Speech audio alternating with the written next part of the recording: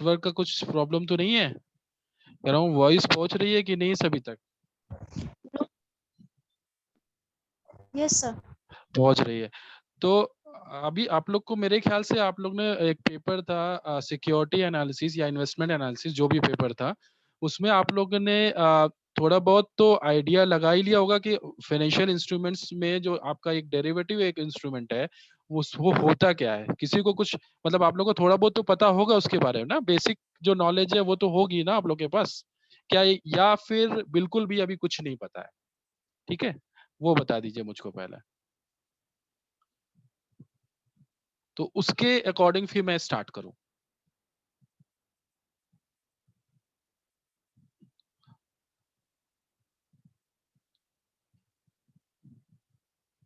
हम्म,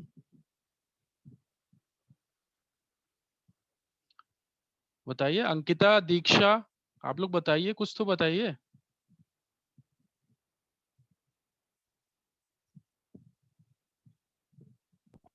sir पता है थोड़ा बहुत। थोड़ा बहुत पता है, ओके। Okay fine. अच्छा, कोई ऐसा है जो डेरिवेटिव में ट्रेडिंग वगैरह करता हो, कोई ऐसा है इसमें? हम्म, नहीं है, चलो ठीक है। चलो ठीक है, मेरे ख्याल से ज्यादा रिस्पॉन्सेज नहीं आ रहे हैं, इसका मतलब मैं यही अज्यूम कर रहा हूँ कि आप लोग को ज्यादा कुछ पता नहीं है। तो सबसे पहले ये देखते हैं आपका जो सिलेबस है। ये आपका है, इसमें केवल 4 ही यूनिट है। यूनिट 1 यहाँ पर इंट्रोडक्शन बताया गया है about derivative market, definition, evolution मतलब हिस्ट्री वगैरह, फीचर्स ऑफ डेरिवेटिव, कौन कौन से तरह के डेरिवेटिव्स होते हैं। ठीक है, वो शायद आप लोग को आइडिया हो। ऑप्शंस डेरिवेटिव होते हैं, और उसके बाद फ्यूचर होता है, फॉरवर्ड होता है और स्वैप, ये 4 तरह के डेरिवेटिव होते हैं। उसके बाद आपका वो चारों को यहाँ पर एक्सप्लेन किया गया है। यूनिट 2 में फॉरवर्ड जो कॉन्ट्रैक्ट होते हैं, फॉरवर्ड जो डेरिवेटिव होते हैं, वो फ्यूचर्स, इन दोनों को एक्सप्लेन किया गया है। ठीक है, इन दोनों के बारे में बताया गया है कि वहां पर आप कैसे स्ट्रैटेजी लगाकर उधर और इसकी ट्रेडिंग कर सकते हो, चाहे वो फ्यूचर्स की बात करते हैं या फॉरवर्ड की बात करते हैं, कि वो दोनों कॉन्ट्रैक्ट कैसे होते हैं। उसके बाद यूनिट 3 सबसे इंपॉर्टेंट जो आपकी यूनिट है, यूनिट 3 है, वहां पे ऑप्शंस के बारे में बताया गया है। और सबसे ज्यादा जो आपको ट्रेडिंग जो होती है वो ऑप्शंस में ही होती है। ठीक है, और लास्ट में यूनिट जो है वो स्वैप के बारे में है। तो यहाँ पर हम लोग वो जो टाइप्स हैं डेरिवेटिव के, उनको तो उसके बारे में तो जानेंगे ही जानेंगे, साथ में उसको इन्वेस्ट करने के लिए कौन कौन सी स्ट्रैटेजीज होती है, ठीक है, वो भी यहाँ पर बताया गया है, चाहे वो यूनिट 3 हो, सेकंड हो या फर्स्ट हो। ठीक है, हर सारे यूनिट में एक एक डेरिवेटिव को लिया गया है, और सबके टाइप्स, सबके स्ट्रैटेजीज, सारा कुछ इधर बताया गया है। ठीक है, तो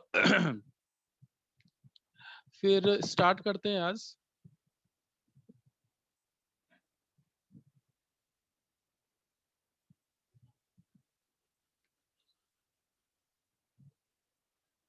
अच्छा, कोई एक्सप्लेन कर सकता है डेरिवेटिव होता क्या है? कोई एक्सप्लेन कर सकता है?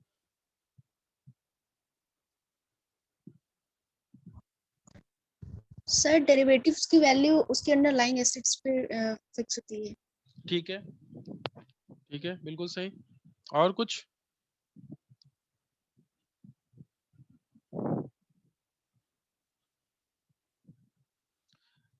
ठीक है, हाँ बिल्कुल सही तुमने बोला। जो भी आपका डेरिवेटिव जो एक ऐसा प्रोडक्ट है जो दूसरे जो इंस्ट्रूमेंट्स है उससे कैसे अलग है, इसकी वैल्यू जो है वो दूसरी जो भी असेट है, अंडरलाइंग असेट जिसे बोलते हैं, उसके ऊपर डिपेंड करती है। ठीक है, जैसे यहाँ पर देखिए एक्सप्लेन किया गया है, एक सेकेंड। हाँ, यहाँ पर देखिए बताया गया है, derivative defined as securities whose value determined by market price of some other asset. तो उसकी जो भी डेरिवेटिव है उसकी वैल्यू डिपेंड करती है दूसरे असेट के ऊपर, दूसरे जो भी, वो असेट कुछ भी हो सकता है, वो एक स्टॉक, एक शेयर, एक इक्विटी शेयर भी हो सकता है, वो एक करेंसी भी हो सकता है, वो इंडेक्स भी हो सकता है, वो कमोडिटी भी हो सकता है, जिसके ऊपर भी आपने डेरिवेटिव, जिस भी असेट की आपने डेरिवेटिव ली हुई है, उस डेरिवेटिव की वैल्यू उस असेट के ऊपर डिपेंड करती है। ठीक है, यहाँ पर देखिए दिया गया financial instruments used to manage one's exposure to today's volatile market. तो यहाँ पर डेरिवेटिव में क्या होता है कि आप जो भी वोलेटाइल मार्केट है, जो वोलेटिलिटी है, वोलेटिलिटी से मतलब है जो फ्लक्चुएशंस है मार्केट में, उसके ऊपर डिपेंड करता है कि आपकी डेरिवेटिव की वैल्यू क्या होगी। उस स्टॉक की वैल्यू में जो भी वोलेटिलिटी है, जो फ्लक्चुएशंस है, ठीक है, उसके ऊपर डिपेंड करता है।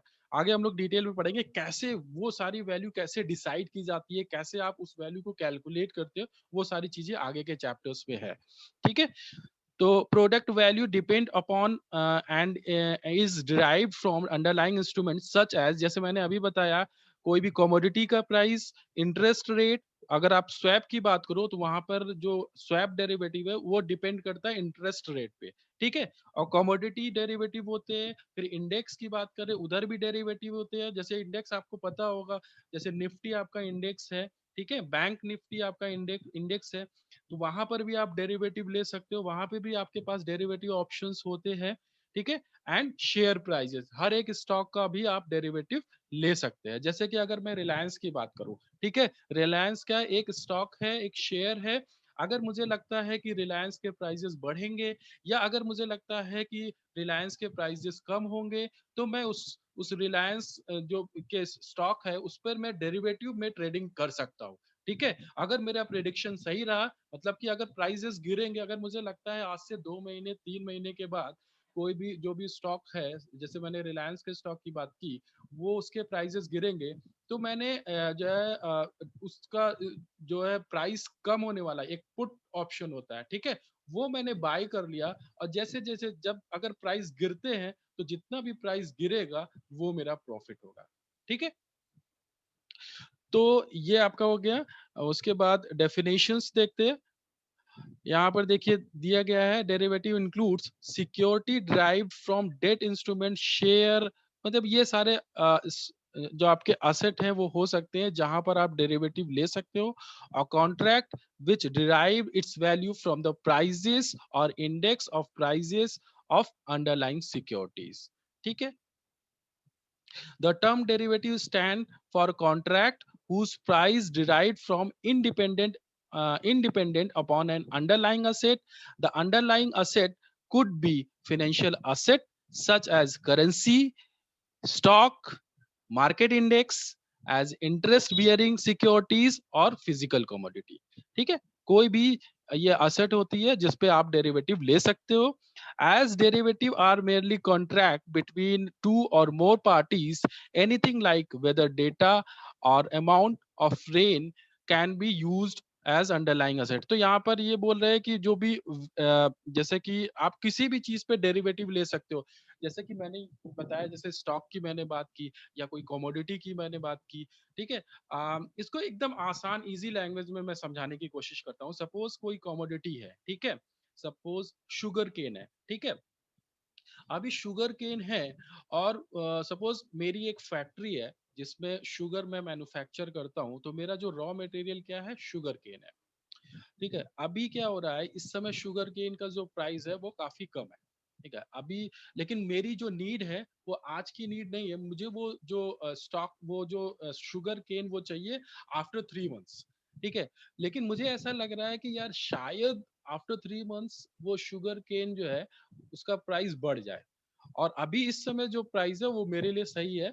अगर मैं इस प्राइस पे मुझे मिल जाता है ये जो भी ये रॉ मटेरियल, तो मेरे लिए प्रॉफिटेबल होगा। तो अभी मैं ये जो प्राइस बढ़ने का जो रिस्क है, इसको मैं कैसे मैं इसको मैनेज कर सकता हूँ, तो उसके लिए मैं डेरिवेटिव कॉन्ट्रैक्ट कर सकता हूँ। कैसे, मैंने सपोज 3 मंथ का डेरिवेटिव कॉन्ट्रैक्ट कर लिया कि भाई वो जो आज का प्राइस है उसको फिक्स करने के लिए, वो हमारा मेरा स्ट्राइक प्राइस है, ठीक है, जिस पर मैं वो डेरिवेटिव कॉन्ट्रैक्ट कर सकता हूँ। उसको बोलते हैं, जिस प्राइस पे हम लोग डेरिवेटिव कॉन्ट्रैक्ट करते हैं उसको बोलते हैं स्ट्राइक प्राइस। तो सपोज 100 रुपीज है वैल्यू, अभी इस समय जो प्राइस है 100 रुपीज है, और मुझे ऐसा लग रहा है कि आज से 2 महीने के बाद या 3 महीने के बाद जब मुझे उस प्रोडक्ट की नीड होगी, तो उसका प्राइस हो सकता है 150 या 200 हो जाए, तो मेरा तो लॉस हो जाएगा। तो मैंने उसको फिक्स करने के लिए उस प्राइस को मैंने डेरिवेटिव कॉन्ट्रैक्ट कर लिया। जितने भी जितनी भी क्वांटिटी में उस प्रोडक्ट की मुझे नीड है, उतनी क्वांटिटी का मैंने डेरिवेटिव कॉन्ट्रैक्ट कर लिया और उस स्ट्राइक प्राइस को फिक्स कर लिया। उसके लिए मुझे कुछ प्रीमियम, कुछ पैसे मुझे पे करने के पड़े उस कॉन्ट्रैक्ट को लेने के लिए सेलर को। मैं बायर हो गया, वहां पर कोई सेलर होगा जो जो है वो कॉन्ट्रैक्ट जिससे मुझे करना पड़ेगा। तो उस प्राइस को फिक्स करने के लिए मुझे कुछ प्रीमियम अमाउंट उधर पे करना पड़ा। ठीक है, सपोज 10 रुपीज, 10 रुपए मुझे पे करने पड़े। अभी क्या होगा इसका, अभी आफ्टर 3 मंथ हो सकता है प्राइस 150 हो जाए। ठीक है, तो मेरा तो फायदा हो गया ना। 110, 110 रुपए मुझे पे करना पड़ा और लेकिन मुझे 3 महीने के बाद 150 जो है के प्राइस वाली चीज मुझे 110 में मिल गई, तो मेरा तो 40 रुपए का प्रॉफिट हो गया। ठीक है, या फिर ये भी पॉसिबिलिटी है कि प्राइस 100 से 90 या 80 या 70 तक पहुंच जाए, तो फिर मेरा लॉस हो जाएगा। ठीक है, मगर मैं उस रिस्क को, जो प्राइस बढ़ने का, देखो रिस्क किसी भी तरह का हो सकता है। अगर अगर प्राइस बढ़ने का भी रिस्क हो सकता है, प्राइस कम का होने का। जैसे जैसे इस केस में प्राइस बढ़ने का रिस्क है। ठीक है, वैसे अगर सपोज मेरे पास स्टॉक होता, कोई मैं शेयर को मेरे पास होल्डिंग होती, ठीक है, तो अगर मैं उसको जो है अभी मेरे पास होल्डिंग है और मुझे लगता है कि उसका प्राइस जो है वो अभी ठीक है, प्रॉफिटेबल मैं सिचुएशन पे हूँ। ठीक है, लेकिन अभी मुझे बेचना नहीं है और लेकिन मुझे लग रहा है कि शायद प्राइस कम हो जाए आगे। फ्यूचर का तो आप कुछ अनसर्टेन होता है, फ्यूचर का तो आपको कुछ पता नहीं होता। तो अगर उस प्राइस कम होने के रिस्क को मुझे मैनेज करना है, तो मैं उधर भी डेरिवेटिव कॉन्ट्रैक्ट कर सकता हूँ। ठीक है, तो जैसे मैं शुगर केन की बात कर रहा था, तो वहां पर अगर प्राइस 150 तक पहुंच जाता है, तो इसका मतलब कि जो है मुझे तो वो प्रोडक्ट 110 में मिल जाएगा और मेरा जो काम 110 में हो जाएगा और जो है मैं उस प्राइस बढ़ने के रिस्क को मैंने क्या किया, कम कर दिया। तो इस तरह से आप डेरिवेटिव कॉन्ट्रैक्ट कर सकते हो। किसी को कुछ डाउट इसमें? No sir. No sir, no okay, sir. Fine fine. ठीक है, ये तो हो गया आपका डेरिवेटिव, जो आपका जो है का डेफिनेशन। ठीक है, यहाँ पर कुछ बताया गया, हिस्ट्री हिस्ट्री बताई गई। The word derivative originated in mathematics and refers to variable that has been derived from another variable. ठीक है, वही चीज जो अभी हम लोग बात कर रहे थे। For example, the measure of distance in kilometre could be derived from measure of distance in miles. जैसे आप जो है अगर आपके पास कोई भी डिस्टेंस किलोमीटर में है, तो आप उसको माइल्स में कन्वर्ट कर सकते हो। तो उसी तरह बता रहे हैं कि कोई स्टॉक की वैल्यू पूरी तरीके से, कोई भी अंडरलाइंग असेट है, ठीक है, उसकी वैल्यू जो डेरिवेटिव की वैल्यू पूरी तरीके से अंडरलाइंग असेट के ऊपर डिपेंड करती है। जैसे जैसे वो स्टॉक, वो अंडरलाइंग असेट के मुंह में मूवमेंट होगा, वैसे वैसे आपके डेरिवेटिव में भी मूवमेंट होते रहेंगे। ठीक है, जैसे मैंने अभी एग्जाम्पल आप लोग को दिया था, जो मैंने अभी एक एग्जाम्पल दिया था शुगर केन का, तो वहां पर जैसे मैंने प्रीमियम 10 रुपए बताए थे। ठीक है, तो अभी जैसे जैसे उस जो कमोडिटी है, शुगर केन है, उसके प्राइजेस में फ्लक्चुएशन होगा, वैसे वैसे वो प्रीमियम अमाउंट जो 10 रुपए है, वहां पर भी मूवमेंट होगा। ठीक है, अगर प्राइस जैसे बढ़ रहा है, तो वहां पे भी प्राइस जो है बढ़ेगा। ठीक है, अगर मैं कॉल ऑप्शन की बात करूं, अगर पुट ऑप्शन की बात करो, तो प्राइस कम होगा। ठीक है, वहां भी उसी उसी तरह से, उसी डायरेक्शन में मूवमेंट उधर भी होगा, प्रीमियम में भी मूवमेंट होगा। ठीक है, वो खैर अगर अभी ये सारी चीजें नहीं समझ में आ रही है, तो वो चीजें आगे समझ में आ जाएंगी आप लोग को, जब हम लोग कैलकुलेशन करेंगे कि कैसे आप डेरिवेटिव की वैल्यू को कैलकुलेट करते हैं। ठीक है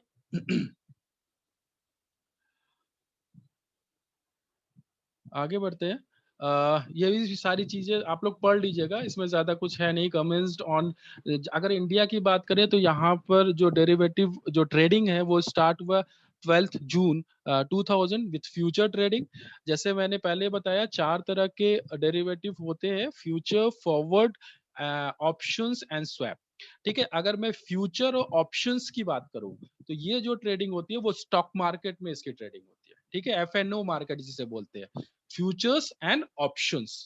ठीक है, अगर मैं फॉरवर्ड कॉन्ट्रैक्ट की बात करूं या स्वैप की बात करूं, तो वो ओवर द काउंटर जो है कॉन्ट्रैक्ट होते हैं। मतलब वहां पर कोई स्टॉक मार्केट की आपको जरूरत नहीं होती है। कोई दो इंडिविजुअल होंगे जिनको वो कॉन्ट्रैक्ट करना होता है। जैसे मैंने अभी एग्जांपल दिया, शुगर केन का, सपोज फॉरवर्ड कॉन्ट्रैक्ट के लिए जा रहे हैं, एक बायर है एक सेलर है, ठीक है, एक को वो मटेरियल वो रॉ मटेरियल चाहिए, एक को वो रॉ मटेरियल बेचना है, ठीक है, वो कमोडिटी बेचना है, एक को खरीदना है, लेकिन अभी नहीं खरीदना है, वो कुछ टाइम पीरियड के बाद खरीदना है, 2 महीने 3 महीने 6 महीने के बाद लेना है, लेकिन प्राइस आज का फिक्स करना है। इस तरह से वो फॉरवर्ड कॉन्ट्रैक्ट कर सकते हैं। जो बायर है उसने सेलर बायर ने जो है प्राइस बढ़ने के रिस्क को कम किया और सेलर ने प्राइस कम होने के रिस्क को कम किया, ठीक है, इस तरह से वो कॉन्ट्रैक्ट कर सकते हैं। उनको कोई स्टॉक मार्केट में जाने की जरूरत नहीं है, वो आपस में वो कॉन्ट्रैक्ट कर सकते हैं, फॉरवर्ड कॉन्ट्रैक्ट, ठीक है। और स्वैप की हम लोग बाद में बात करेंगे, वो इंटरेस्ट रेट के ऊपर डिपेंड करता है, ठीक है, वो उसकी हम लोग बाद में बात करेंगे, नहीं तो अभी आप लोग कंफ्यूज हो जाओगे। और जो अभी मेन फोकस जो है हम लोग का, जो ट्रेडिंग स्टॉक मार्केट की अगर हम लोग बात करते हैं, वहां पे दो तरह के डेरिवेटिव होते हैं, ठीक है, वो होते हैं ऑप्शंस और आपका फ्यूचर्स, ठीक है। तो जो भी कैलकुलेशंस होंगे, जो भी ज्यादातर चीजें हैं, वो यही दोनों कॉन्ट्रैक्ट से रिलेटेड है, जो हम लोग को पढ़नी है। कैरेक्टरिस्टिक्स हैं ये सारे। इट हैज वन और मोर अंडरलाइंग असेट, ठीक है। यहाँ पर जो भी डेरिवेटिव कॉन्ट्रैक्ट होंगे, वहां पर जैसे मैंने पहले बताया, कोई ना कोई आपके पास अंडरलाइंग असेट होगा। अंडरलाइन असेट आपका एक कोई हो सकता है या एक से ज्यादा भी हो सकता है। जैसे अभी मैंने बताया था इंडेक्स निफ्टी, ठीक है, वहां पर इंडेक्स में निफ्टी में कितने शेयर्स होते हैं, कितने कंपनी के शेयर्स होते हैं? 50। 50, करेक्ट। तो निफ्टी अगर 50। हाँ करेक्ट, अगर मैं निफ्टी का कोई डेरिवेटिव ले रहा हूँ तो वहां पर एक से ज्यादा स्टॉक है ना, तो इस तरह से अगर मैं अगर मैं जो है डेरिवेटिव की बात करूं, तो वो किसी एक स्टॉक या एक से ज्यादा स्टॉक के ऊपर उसकी वैल्यू डिपेंड करती है, ठीक है। रिक्वायर नेग्लिजिबल इनिशियल इन्वेस्टमेंट, मतलब कि जब आपको यहाँ पर डेरिवेटिव कॉन्ट्रैक्ट करना होता है, तो उसके लिए आपको केवल मार्जिन मनी देने की जरूरत पड़ती है। अगर कोई भी कॉन्ट्रैक्ट, चाहे वो ऑप्शंस में ज्यादा बहुत कम देना पड़ता है। अगर मैं इंट्राडे के लिए जाऊंगा तो मुझे सबसे कम देना पड़ेगा पैसे, ठीक है। उसके बाद अगर मैं 1 मंथ के कॉन्ट्रैक्ट के लिए जाऊंगा या 2 मंथ के लिए कॉन्ट्रैक्ट पे जाऊंगा, अभी तो वीकली भी होने लगे, ठीक है, जो ट्रेडिंग करते होंगे उनको पता होगा, अभी वीकली भी यस आ, सर। आपके पास डेरिवेटिव यस। ऑप्शंस होते हैं, उधर भी आप इन्वेस्ट कर सकते हैं, ठीक है। तो जैसे जैसे जैसे आपने टाइम वैल्यू ऑफ मनी का कॉन्सेप्ट पढ़ा होगा, ठीक है, तो जितना ज्यादा टाइम आपके पास होगा, उतने ज्यादा उस डेरिवेटिव की वैल्यू होगी, क्योंकि उतने ज्यादा चांसेस होंगे वहां पे फ्लक्चुएशन के, उतने ज्यादा चांसेस होंगे कि जितना भी टाइम ज्यादा होगा, अगर आपने इंट्राडे की आप ट्रेडिंग कर रहे हो तो उसकी वैल्यू सबसे कम होगी। आपने मैक्सिमम आप 3 मंथ का कॉन्ट्रैक्ट कर सकते हो ऑप्शंस में, अगर आप 3 महीने का आपने कॉन्ट्रैक्ट किया हुआ है उसी सेम डेरिवेटिव सेम स्टॉक पे, तो वो उसके लिए आपको ज्यादा पे करना पड़ेगा, ठीक है। बाकी सेल करते हैं तो उसके लिए और ज्यादा पे करना पड़ता है, वो सारी चीजें आगे हम लोग पढ़ेंगे। लेकिन यहाँ पर क्या है, जितनी उस स्टॉक की वैल्यू है, सपोज मैं अगर रिलायंस की बात कर रहा हूँ, रिलायंस के स्टॉक की समय वैल्यू मेरे ख्याल से 1800 या 2000 सर लगभग हो गया। हाँ, 2000 रुपए लगभग हो गए करीब, जो मैंने काफी टाइम हो गया सर देखे तो 1900 के 1900 है आसपास है। 1900, सर, हाँ। अभी गिरी है वैल्यू उसकी। हाँ, हम्म। तो अगर 1900 है वैल्यू, और उसका जो लॉट साइज मेरे ख्याल से 75 होगा शायद, या 40 होगा, पता नहीं, याद नहीं आ रहा मुझे, 40 है शायद, ठीक है। तो 40 इंटू 1900 तो बहुत ज्यादा अमाउंट हो गया। लेकिन अगर मैं डेरिवेटिव कॉन्ट्रैक्ट के लिए जाऊंगा तो मुझे बहुत कम पैसे पे करने पड़ेंगे, उसके लिए उतना नहीं पैसे पे करने पड़ेंगे अगर मैं डेरिवेटिव कॉन्ट्रैक्ट के लिए जाऊंगा।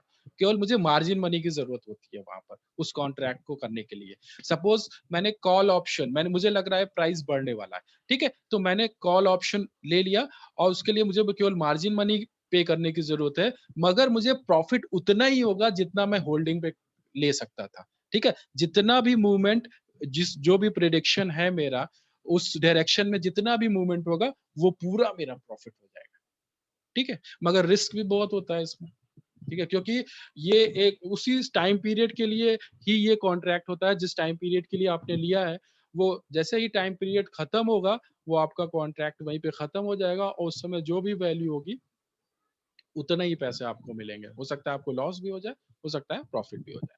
ठीक है। आगे बढ़ते हैं। किसी को कुछ डाउट हो तो पूछ लो, क्योंकि अगर अभी नहीं समझ में आया तो बाद में तो बिल्कुल भी नहीं समझ में आएगा। डेरिवेटिव एक ऐसा इंस्ट्रूमेंट है, बाकी सारे तो बहुत आसान है यार। अगर हम लोग इक्विटी की बात करें, डिवेंचर्स की बात करें, कोई प्रॉब्लम नहीं है। आपको क्या करना है, उसको खरीदना है, डिवेंचर्स खरीदना है, इंटरेस्ट मिल रहा है, कुछ नहीं है। इक्विटी आपने खरीद लिया, वो रखा हुआ है, जब प्राइस बढ़ेगा या आपको जो डिविडेंड मिलेगा वो आपका प्रॉफिट है। लेकिन डेरिवेटिव ऐसा बिल्कुल भी नहीं है, ठीक है, दूसरे इंस्ट्रूमेंट से बिल्कुल अलग है। तो अगर आपको ये चीजें जो है यहाँ पर कुछ डाउट हो तो अभी पूछ लो। बाकी मैं जो है एक क्लास में आप लोग को बता भी दूंगा प्रैक्टिकली कैसे आप ट्रेडिंग करते हैं डेरिवेटिव में, वो सारी चीजें मैं बता दूंगा। ठीक है, किसी को कुछ डाउट है अभी? No sir. नहीं है, ठीक है। ये फीचर्स है, जैसे मैंने अभी बताया था। डेरिवेटिव फ्यूचर जो भी कॉन्ट्रैक्ट होगा वो फ्यूचर के लिए होगा। ठीक है, future contract between to parties based on underlying asset.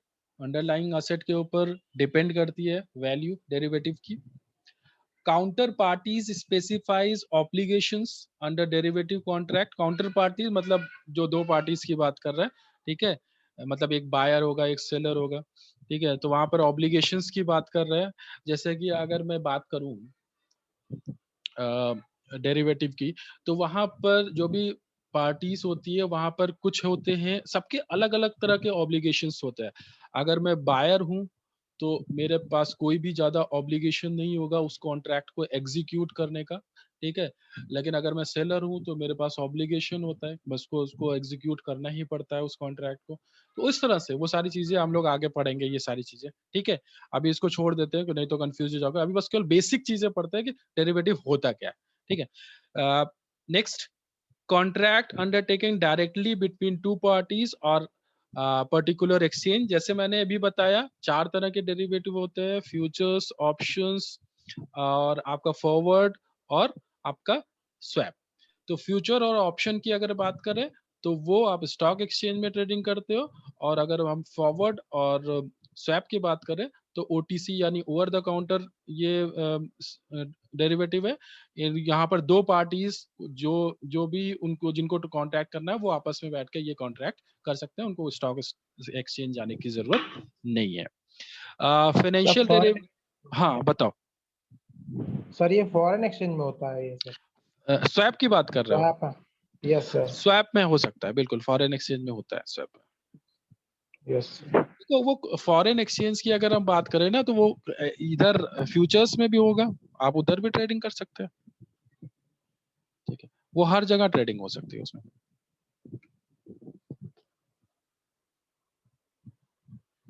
ठीक है, देखो स्वैप में क्या होता है थोड़ा सा मैं बता ही देता हूँ। स्वैप में क्या होता है, जैसे सपोज मैंने लोन लिया, ठीक है, अभी मैंने लोन लिया और वो फिक्स्ड रेट पे लिया। आ, वो रेट सपोज 10% है, ठीक है। अब मुझे ऐसा लग रहा है यार ये फिक्स रेट क्यों ले लिया, मुझे फ्लोटिंग लेना चाहिए था, हो सकता है वो 10% से 9 हो जाता, 8 हो जाता, ठीक है। और किसी दूसरे ने, ठीक है, दूसरी जो पार्टी है उसने लोन लिया है, उसने फ्लोटिंग रेट से लिया हुआ है। उसको लग रहा है फ्लोटिंग फालतू में ले लिया, 10% उसका भी रेट है अभी इस समय, और उसको लग रहा है कि फ्लोटिंग फालतू में ले लिया, ये तो 10 का 11 12 भी हो सकता है। तो वो दोनों मिलकर आपस में स्वैप कर सकते हैं उस इंटरेस्ट रेट को, ठीक है, वो स्वैप कर सकते हैं। बाकी ऑब्लिगेशन दोनों के ऊपर वही होगा, मतलब उनको जो प्रिंसिपल अमाउंट है वो अपना पे करना है, लेकिन इंटरेस्ट रेट को उन्होंने स्वैप कर लिया। फ्लोटिंग जिसके पास था उसके पास फिक्स आ गया, जिसके पास फिक्स था उसके पास फ्लोटिंग है। तो इस तरह से स्वैप कॉन्ट्रैक्ट होता है, ठीक है। बाकी फॉरेन एक्सचेंज तो यार फ्यूचर में भी हो सकता है, फॉरवर्ड में हो सकता है, वो हर जगह हो सकता है, वो हम लोग आगे देखेंगे।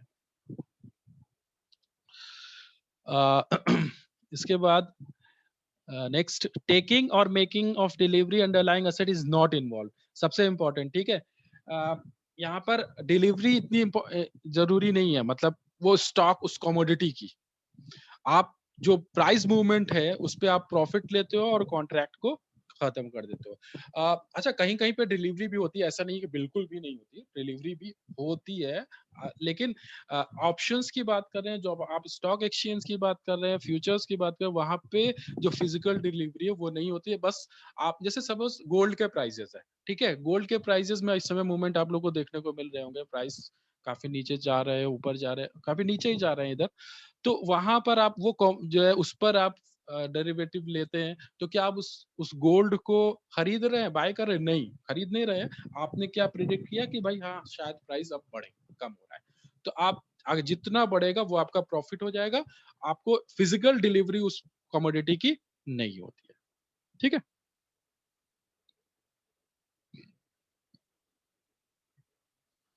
ऐसा भी बिल्कुल नहीं है कि बिल्कुल नहीं होती है, वो हम लोग आगे चीजें पढ़ेंगे। लेकिन यहाँ लिखा है कि नॉट इन्वॉल्व, तो ऐसा नहीं है कि बिल्कुल भी इन्वॉल्व नहीं होते। फंक्शंस ऑफ डेरिवेटिव, जैसे मैंने बताया, रिस्क को आपको जो है अगर आपको मैनेज करना है, ठीक है, वो आप इधर डेरिवेटिव के थ्रू कर सकते हैं। जैसे अभी मैंने बताया, अगर प्राइस कैसे कैसे रिस्क हो सकते हैं, प्राइस एक हो सकता है बढ़ने का रिस्क। जैसे अगर कोई जैसे मैंने अभी एग्जांपल दिया था कि सपोज कोई फैक्ट्री है, वहां पे रॉ मटेरियल की उनको जरूरत है, अभी प्राइस कम है, फ्यूचर में लेकिन नीड है, तो मुझे लग रहा है कि वो रॉ मटेरियल का प्राइस फ्यूचर में बढ़ जाएगा, तो वो प्राइस बढ़ने का रिस्क। या मेरे पास कोई स्टॉक है, कोई शेयर है, मैंने होल्ड कर रखा है और मुझे लग रहा है कि अभी फ्यूचर में प्राइस उसका कम हो सकता है, तो प्राइस कम होने का रिस्क। तो ये दोनों तरह के रिस्क को इधर मैं डेरिवेटिव की हेल्प से मैनेज कर सकता हूँ, लॉसेस को स्टॉप कर सकता हूँ, ठीक है, जो भी लॉसेस उसको होने वाले हैं उसको मैं स्टॉप कर सकता हूँ। ट्रांसफर ऑफ रिस्क, हाँ बिल्कुल, आप ट्रांसफर करते हो रिस्क को, ठीक है। कैसे ट्रांसफर करते हो भाई? अगर आप कोई भी कॉन्ट्रैक्ट करोगे तो वहां पर बायर होंगे, सेलर होंगे, ठीक है। तो बायर जो होगा वो ट्रांसफर रिस्क करता है किसको? सेलर को, और जिसके लिए उसको पे करना पड़ता है प्रीमियम अमाउंट, ठीक है। अगर मैं ऑप्शंस कॉन्ट्रैक्ट की बात करूं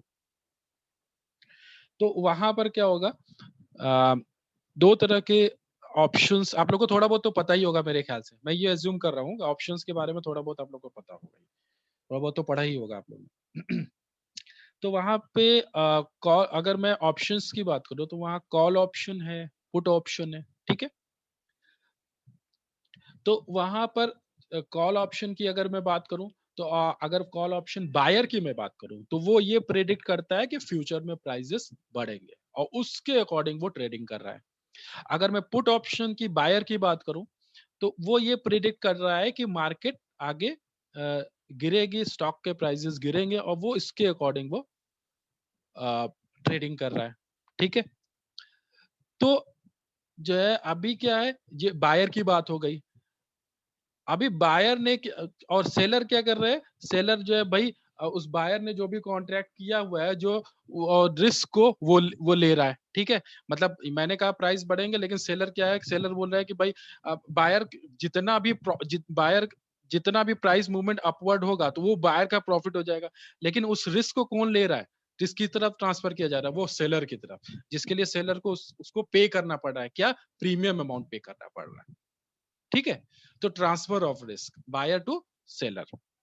उसके बाद प्राइस डिस्कवरी, ट्रांजेक्शनल एफिशिएंसी, ठीक है। यहाँ पर देखिए बताया गया है कि भाई जो ट्रांजेक्शन कॉस्ट है वो लो होता है बहुत ज्यादा। जैसे कि अगर मैं होल्डिंग की बात करूं या मैं दूसरे जो भी दूसरे तरह की ट्रेडिंग है, वहां पर आपको ज्यादा जो है पेमेंट करना पड़ता है, चाहे वो ब्रोकरेज से रिलेटेड हो या कमीशन से रिलेटेड हो। मगर यहाँ पर थोड़ा सा, यहाँ पर कम अमाउंट पे करना पड़ता है compare to rest, like brokerage, commission, ठीक है। ये सारी चीजें आप लोग को कम, मार्जिन मनी भी यहाँ पर कम ही रिक्वायरमेंट होती है। अगर हम जो है दूसरे ट्रेडिंग से बात करें, अगर मैं होल्डिंग से बात करूं तो उसके उसके कंपैरिजन में इधर मुझे मार्जिन मनी या कमीशन या ब्रोकरेज कम पे करना पड़ता है, ठीक है। फाइनेंशियल इंजीनियरिंग जैसे मैंने अभी बताया, कॉल पुट ऑप्शन होते हैं ऑप्शंस में, उसके बाद फ्यूचर कॉन्ट्रैक्ट भी होते हैं। वो हम लोग आगे डिटेल में पढ़ेंगे, कॉल पुट ऑप्शन क्या होते हैं, फ्यूचर क्या होता है, फॉरवर्ड क्या होता है, स्वैप क्या होता है, वो सारी चीजें आगे हम लोग एक एक करके पढ़ेंगे। हाँ, अभी किसी ने फॉरेन एक्सचेंज की बात करी थी, ये उसका देखो एग्जाम्पल है, यहाँ पे देखो तुम्हें समझ में आ जाएगा। Derivative are used by companies and individuals wanting to cover their risk. This is facilitated by a counterparty who has motivation to make profits out of the premium or is holding a mirror image opposite position. देखिए यहाँ पे example दिया गया है, an exporter to the US expect to get 50,000 रुपए, 50,000 dollar in 3 months। तो इसको जो पैसे मिलने हैं, कोई एक्सपोर्टर है, ठीक है, इसको पैसे मिलने हैं कितने, 50,000 $50,000 यूएस डॉलर इन 3 मंथ, 3 महीने में, ठीक है। She will be happy to have this converted at around 45, अभी तो इस समय मेरे ख्याल से ज्यादा होगा, ये काफी पहले का क्वेश्चन है।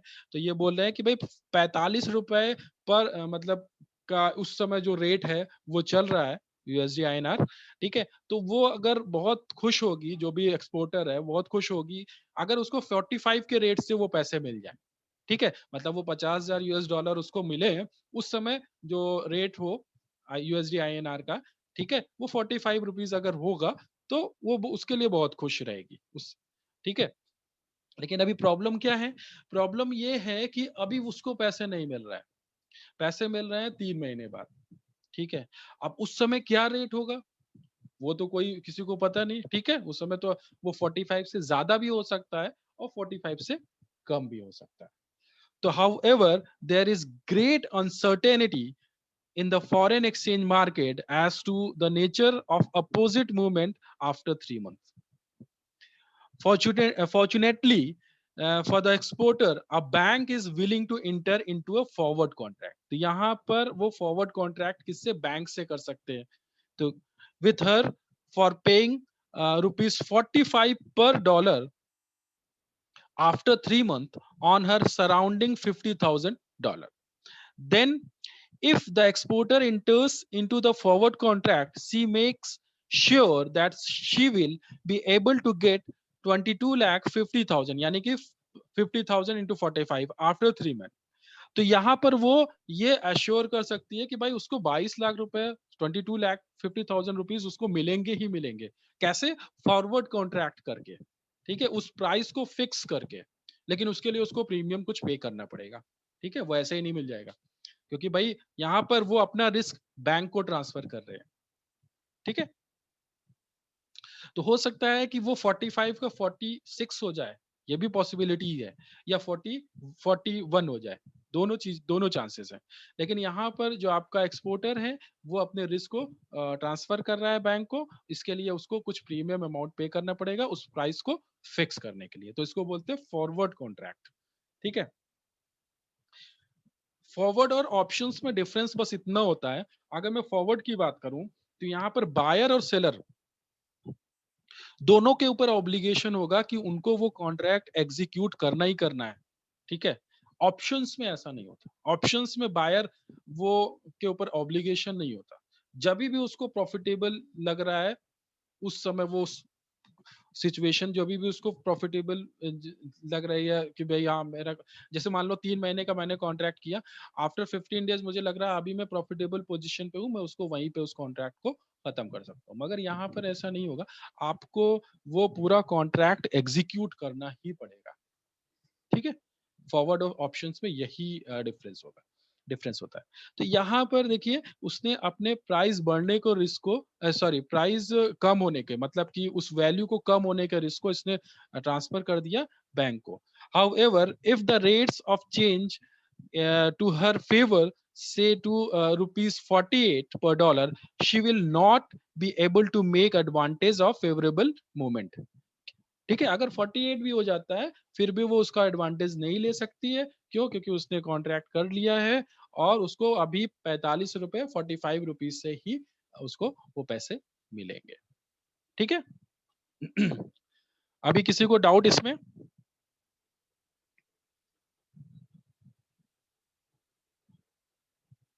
No sir.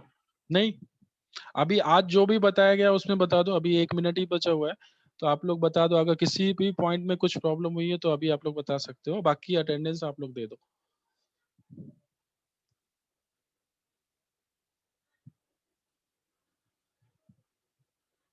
किसी को कुछ डाउट, किसी को कुछ प्रॉब्लम? No sir. ठीक है। देखिए ये पेपर थोड़ा सा टफ है, थोड़ा सा आप लोग को इसमें टाइम देना पड़ेगा। अभी तो देखिए अभी चीजें बहुत ज्यादा मेरे ख्याल से इतना मुश्किल नहीं लग रही होंगी, क्योंकि पहले से पढ़ा भी होगा आप लोग ने। मगर प्रॉब्लम कब होगी, जब हम लोग कैलकुलेशंस में आएंगे, जब हम लोग डेरिवेटिव की वैल्यू को कैलकुलेट करेंगे, जैसे कि ऑप्शंस की वैल्यू को या फॉरवर्ड कॉन्ट्रैक्ट की वैल्यू को, वो थोड़ा सा टफ होगा। उसमें अलग अलग मेथड्स होते हैं जिसके बेसिस पे हम लोग कैलकुलेट करते हैं वैल्यू।